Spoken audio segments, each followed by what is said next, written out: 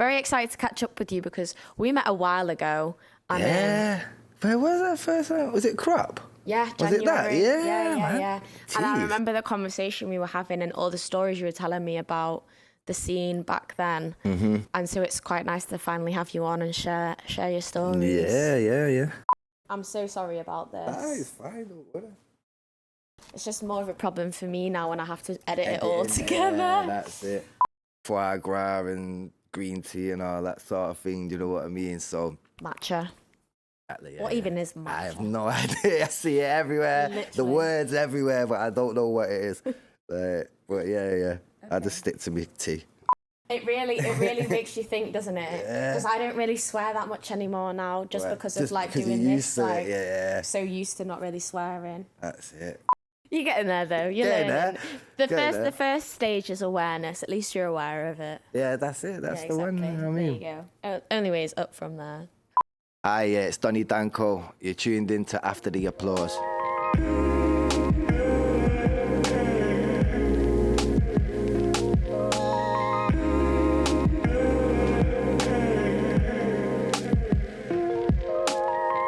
This is After the Applause. Hi guys, welcome back to After the Applause. This is episode 42 and I am Saoirse Marie. After the Applause is a podcast highlighting and promoting everything related to the grassroots and the underground music scene, specifically within the north of England. We catch up with artists, event managers, stylists, makeup artists, light techs, sound techs, everyone involved with putting live music on within the north of England. Let's get straight into this episode. We are honoured to have Donnie Danko on this week's episode. Donnie Danko is a rap artist based in Manchester. I first came across Donnie at the start of this year, and Donnie's been involved within the underground scene for a while now, and it was so interesting to hear his perspective and thoughts on the scene and the way it's going. So it was really great to sit down with him. We talk about his career so far and his experiences within the scene, the changes that he's experienced within the scene, and the plans he's got for his music journey. Also, I was having problems with my camera again with regards to it blacking out on me, so there are a couple of bits where you can't see us. However, it does not take away from the conversation, and there's only a couple of times that it happened.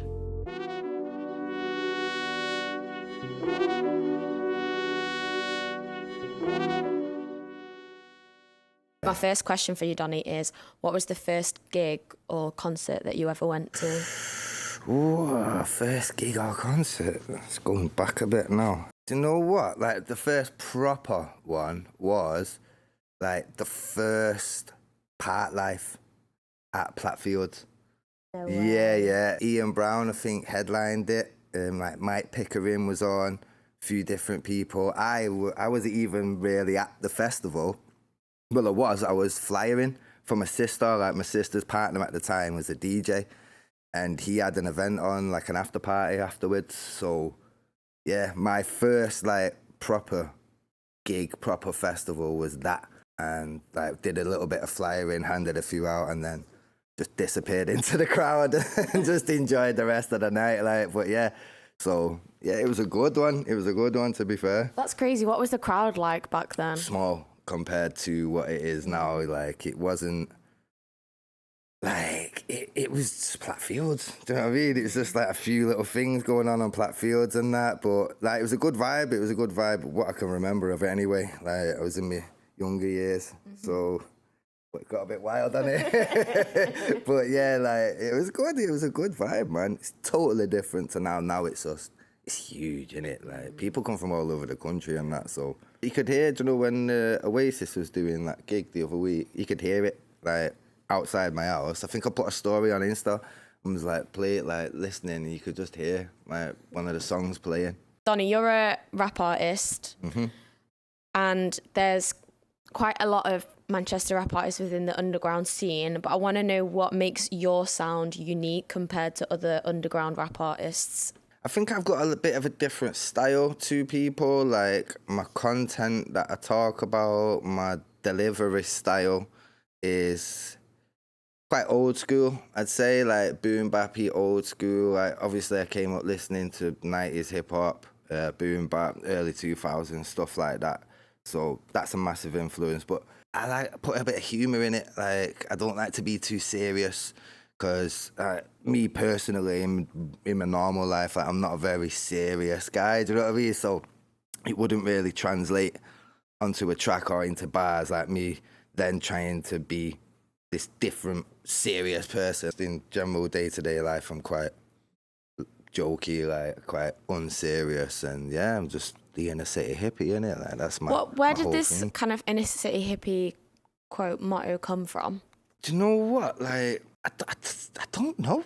I don't. It just like just happened, just like came about. Me and my missus, Via Luna, shout out Via Luna. Yeah, like we was kind of laughing and joking one time, like saying we was both kind of on that like hippie vibe, but not like what you call them, the crusty like hippies. You know what I mean? Like not on that. So it's like city hippie, and then I got a beat actually off Hive Mind Collective. Shouts to Hive Minds Collective. Yeah, they sent me the beat, and it was in a city hippie. Like, but the beat was called Easy Does It or something. But I was listening to it and was just there jamming, and then I was just like, I'm on my inner city hippie. Yeah, go on, boom, and then ran with it from there. Really, like, and it's kind of fitting for my whole persona.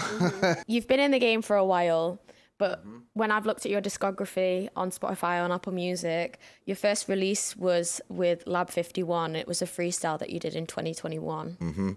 Yeah, basically that was like I was first getting back into like doing music again. Like I did music years and years ago, and then I had my son, and then real life kind of took over, and I just stepped away from music totally, and I was gone for a long time. First, like getting back into it, yeah, I just recorded like a little track at my mate's house. Wasn't supposed to be anything, was just in the house, and he passed it to his mate, and then his few people like, oh, this, that, rah. So I was like, all right, and then next thing I was, because I set before all that, like this is like you have to live with me. My head's like do to different things. But yeah, before that, like I had an Instagram page, like a 420 friendly sort of page, and before I was on music, like got back onto it. And that's where Donnie Danko came from. Really, was that I went there and recorded that with them because they put an advertisement out on their Instagram. Like I followed them, and it was when I was first getting back into the music sort of thing. So seeing that, and so I just replied to him, and he's like, yeah, come down. He was doing that 51 in 51 thing, so went down, did that, recorded that. Spat 1,000,000 bars for him, because even the guy filming it, I think he was like, right, is he going to finish now? And I just kept spitting, because I thought, no, like, I've got to go, just keep spitting until the beat stops. So, yeah, I just did that. To be fair, I've been, like, slacking with the releasing music. I've been more, I like doing shows and cyphers, like, that's my passion. I like cyphers, I like techie bars, like, and with songs and that, it's mint, and you can proper capture the vibe and stuff, but that techiness isn't, do you know what I mean? Like, you kind of gotta sometimes not like dumb it down, but kind of simplify things so melody fit better, and like the concepts will work better for like more mainstream sort of music. Do you know what I mean? Whereas like with cypher stuff, like I'm listening for you to spit some techie stuff. I want to hear syllables. I want to hear like metaphors and all this sort of different thing. Like I love that. I can understand what you're saying with the live performances and the cyphers. It's very kind of like present in the moment, just stuff that hits straight away. Whereas with like recording music and stuff, you've got to think about what people will enjoy repeatedly listening to. Yeah, that's it. That's the one. Yeah. After doing that freestyle with Lab 51, was that kind of like a pinnacle moment for you where you were like, I need to get back into this? Yeah.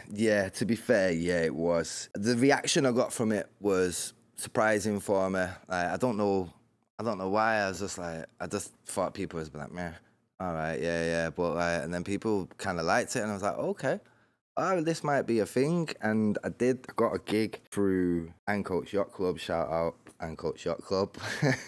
Greenie and that, big ups, bro. I got a show supporting Arrested Development at Gorilla.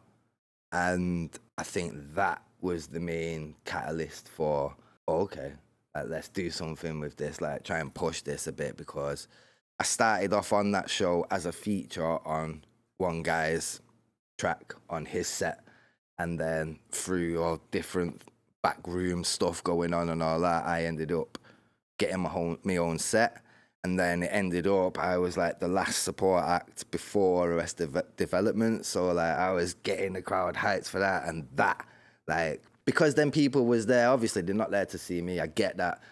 It was to see Arrested Development, but they was already vibing, do you know what I mean? So like, I could have gone out and just said absolute rubbish, I reckon, and they would have vibed off it. But because I went out and spat some stuff, and they was kind of like, oh, didn't expect that. Like, they vibed off it, and yeah, like that was when the bug proper kicked in. I was like, I like doing this sort of thing. Like, so yeah, then I was just eyes open, looking for any opportunity that popped up, any open mic, anything like that. I was just like, yo, I'm down. Like, there was one at Waves, and I was in work on that day, and it was just on Instagram, and I seen it on advertised on there. So I was like, yo, all right, go on then, I'll go down to that. So I went down, jumped on, performed. That's where I met V, actually. That's where I met my missus. Yeah, spontaneity, man. Just do things, and you never know what will pop off from it. Do you know what I mean? So yeah. So I was actually going to ask you, because I saw Ancoats Yacht Club on your Instagram quite a bit. Yeah. What is Ancoats Yacht Club? Yeah, to be fair, like, it's a collective, but a very, like, disjointed collective. Like, we don't really do anything. It's not really, like, a thing anymore, but it is. It's more of, like, a thought process. It's more of, like, a mentality. You know what I mean? Like, because basically, Ancoats Yacht Club was started up by Greenie and Esper and all them, basically against the gentrification of our cities. Like Ancoats, for example. Ancoats was working class people, like it was homes for people. Obviously it was a bit rough, but like it had its own charm and all that. Do you know what I mean? Like, whereas now it's Ancoats Marina. Like, a marina in Ancoats, what? Like, come on. But like now it's all £1 million apartments. Kind of talking a bit about like Ancoats previously, the scene back in the day. Well, actually, my first question for you is, how has the underground scene in Manchester shaped you as an artist? You earn your stripes. In Manchester, when I first started years ago, before like I got back onto music, like there wasn't many opportunities or many things going on. There was set couple things going on, but you couldn't get into them. Like, there was jobs for the boys, do you know what I mean? It's one of them, like, so being from that, and obviously being from North Manchester, like, North Manchester isn't really a hip-hop stronghold. Like, it's an indie town. Like, a lot of bands, a lot of guitars. Like, don't get me wrong, I play guitar, but like, it's a lot of indie music, and hip-hop isn't really on the menu. So I got a lot of grief, like, growing up, like, obviously standard sort of thing. Like, oh, you think you're Eminem, you think you're this guy, you think you're this, you think you're that. It's just like I used to like baggy jeans and that, because obviously 90s hip-hop baggy jeans. Everyone's like, oh, you're a mosher. I was like, what? It's like, what you listening to? I was like, DMX. Is that a mosher band? DMX, a mosher band? Like, come on, bro. This is a sort of ignorance you met with, like, but obviously it's a bit more progressive now. People are a lot more open to things, like, so yeah, it's a lot better, like, and especially nowadays in Manchester, the underground scene is mint, like, it's popping off. Like, you got people like Raise the Bar. Big shout out to Raise the Bar, because legends in the game. Like, next gen people like Savage. There's so many people doing stuff and like putting Manchester on, like, which it was hip hop and UK hip hop, especially like stuff like that, grime and whatnot. It's a London thing. Like, you don't really get taken seriously if you're from Manchester. Obviously, people like H, Bugs there, people like that, like, did. and like Shifty and that, like back in the day, like Shifty was doing bits for the town. Like Lizard smashed it. And I came up listening to like Manchester artists like Skittles, Chimpo, Broken English, like not Boo Boo and Chitty, like Broken English, like Strategy, DRS, Connie Con. Like all them guys, like that whole camp was different, like levels. So that I think that has shaped my outlook on things a lot. Speaking of the Raise the Bar, actually, when I first interviewed Mogs and Esty, which was like episode 4 of this, which was ages ago, when I was looking through their pages from the start, your name featured a lot in the like highlights reels every month. And I could see from watching those videos the confidence in your performances and just like the like elevation in you and your artistry. Yeah. Before Raise the Bar, what were the opportunities like to rap in Manchester at events? Were there any? Do you know what? There was there, but it was difficult. You had to get into the right circles. Like with in the scene in Manchester at the time, there's a lot of gatekeeping. A lot of people like holding the keys, and only selected people are allowed copper. Do you know what I mean? Like it's one of them sort of vibes.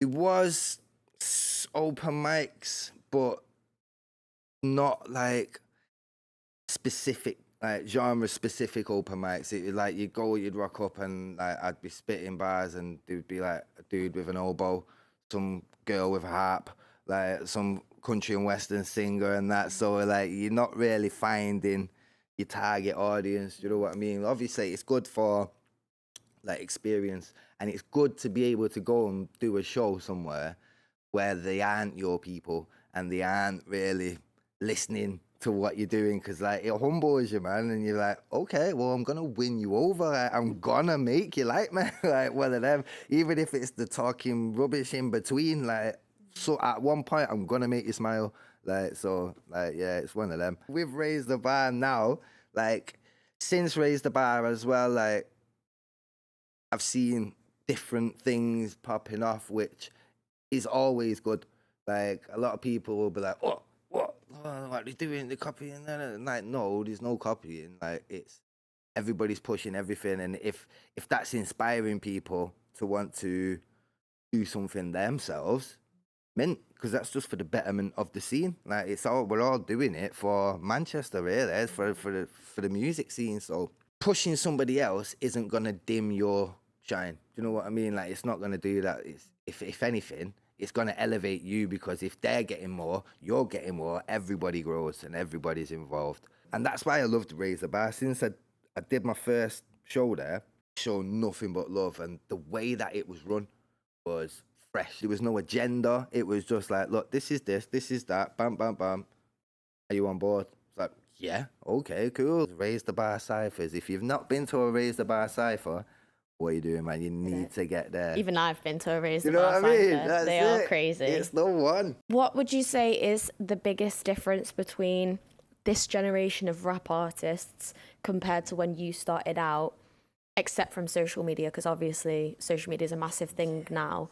But like, I don't know if you feel like there's a difference within like character or like mentality or anything. It's a difficult one, this, because you don't want to get anybody's back up. Do you know what I mean? And I don't want to disrespect anything. Like, that's not what it's about. It's progression, and it's styles change and tastes change, and certain aspects of the game aren't so much important anymore. Like, I think nowadays it's very like vibes. It's if you're coming with a vibe, it doesn't really matter what you're saying. Like, technical ability, in my eyes, me personally, as like an old school hip hop fan, so I'm looking at it through them eyes. Like, the technical ability, I wouldn't say it is the same as it used to be. But then again, in another aspect, it's more technical. I think nowadays it's a lot more clout. I think there's a lot more clout involved. Obviously, there was back in the day, but you had to back it. Nowadays, people get by with clout and style rather than substance. Not all the time, but quite a lot. And I think if you can make a wave and ride it, doesn't really matter. Like, people gonna follow that. Do you know what I mean? Like, whereas if you've got substance and you're actually saying something that is a bit challenging, doesn't really get pushed that much.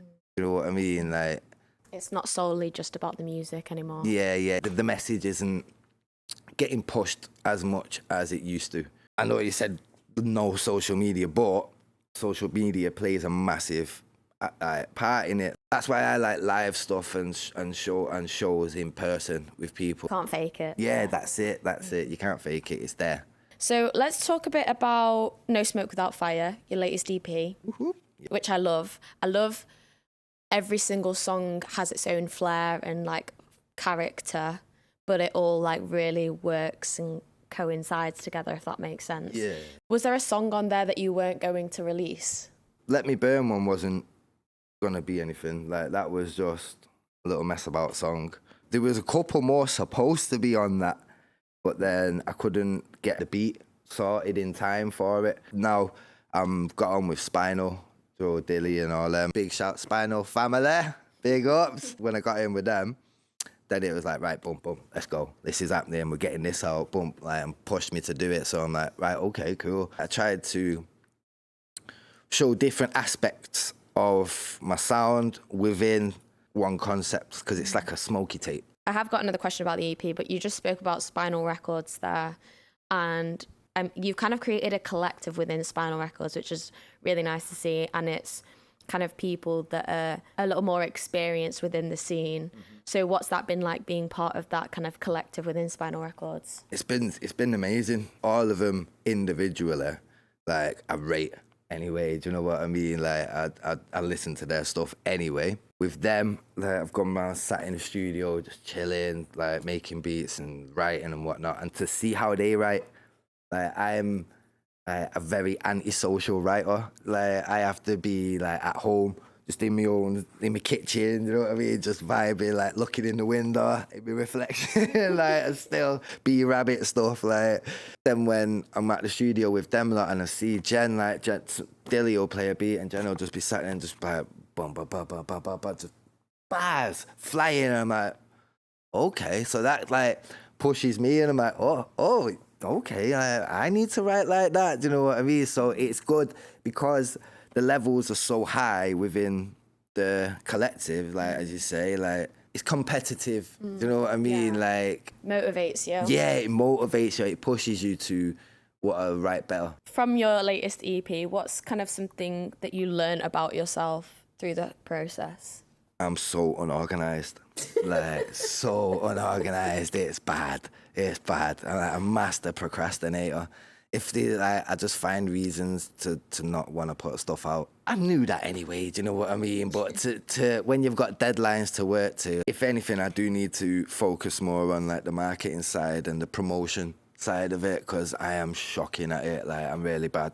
Social media, like, I'll write a post out and I'll be there and I'll just be like, yeah, just delete that bit and I'll just delete that bit. And the next thing, I've got nothing there and I'm like, sack it, I'll do it later. And then I just never do. Right? So I think I've learned that I can be too self-critical of things. It doesn't have to be perfectly polished, doesn't have to be fantastic, but it has to be out.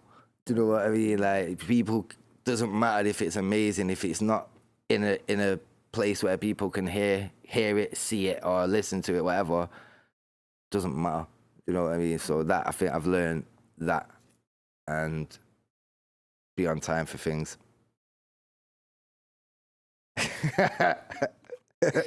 What's the purpose behind Donnie Danko and your music, and what do you want people to understand about you? To understand about me, I can spit bars, man. And obviously, people judge me, I'm an older dude, do you know what I mean? I'm not typical of the scene. A lot of times, I get the look, do you know, when I'm at somewhere, it's like, I get it, I understand.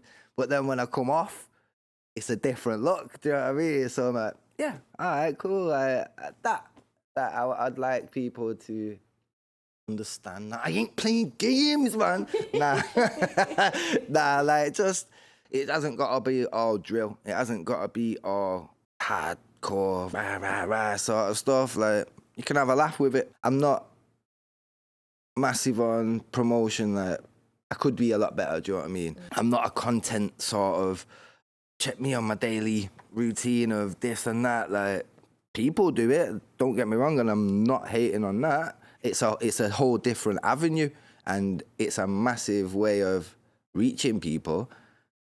But I'm kind of on the other side of it. Do you know what I mean? Which, in my eyes, I don't think that should be like diminished either. Like, do you know what I mean? Just because you're not doing that doesn't make you any less of an artist or any less of.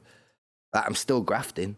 Just because you don't see me every day out like at the studio or I'm filming everything that I'm doing, it's still happening. So have you got any kind of future plans or projects or performances you've got coming up you're allowed to share with us? Yeah. We've got a performance coming up on the 1st of November at On The Hush with Donna Blackwood, Via Luna's on that, a couple of other artists are on that. Free entry as well, so get yourselves down. I've got a project that I'm working on at the moment. I've got a few tracks recorded for it already. Gonna be getting a couple features on it from a few people that I'm rating in the scene at the moment, so keep an eye out for that. That one's gonna be a lot more serious. Like, not serious, but a lot more, I call it legitimate music, but it doesn't make No Smoke Without Fire illegitimate. Do you know what I mean? It's just, that was like a smoky tape. This one's songs and concepts and actual meaning to it. My socials is Donnie Danko Music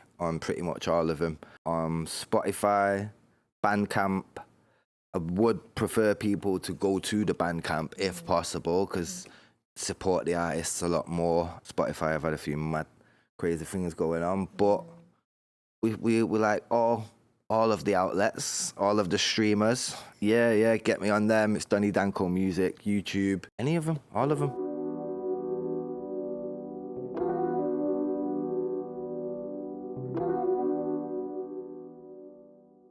As you can tell, I really enjoyed catching up with Donnie Danko, and what I found really interesting was the points that he was making about the changes within the scene. And I think he's not wrong that now it's not necessarily just about the music you're putting out and the quality of the music that you're putting out. It's about the other factors that go into an artist's character. So if you have those characteristics that make you seem like a star, let's say, then it's not necessarily whether the substance is worth it or has to be good enough. So I think that was a really interesting point that Donnie made. I also really like what he's trying to do with his music. He's just kind of blending his influences with his own character and style, and you could really hear that, and it really emulates throughout all of his music. As he said, he's performing on the 1st of November, so if you enjoyed this interview, definitely go check him out. He is one to watch. It was so crazy to hear that he was at the first Park Life. That was mad to me, and to hear how different it was then compared to how it is now. And I can imagine the sort of lineups that they have at Park Life now is very different too, and the sort of crowds that they bring in, because people do come from all around the country to go to Park Life now, which is mad. So seeing that trajectory must be insane. Thank you so much to Donnie for coming on the podcast this week. It genuinely was an honour, and it was so nice to catch up properly and show a bit more of your character to the viewers and to fans. Thank you so much, loyal listeners, for tuning in. As always, I appreciate you. Make sure you subscribe, go follow Donnie as well. I'll leave his handles in the description, and I'll see you all next week on After the Applause. Bye.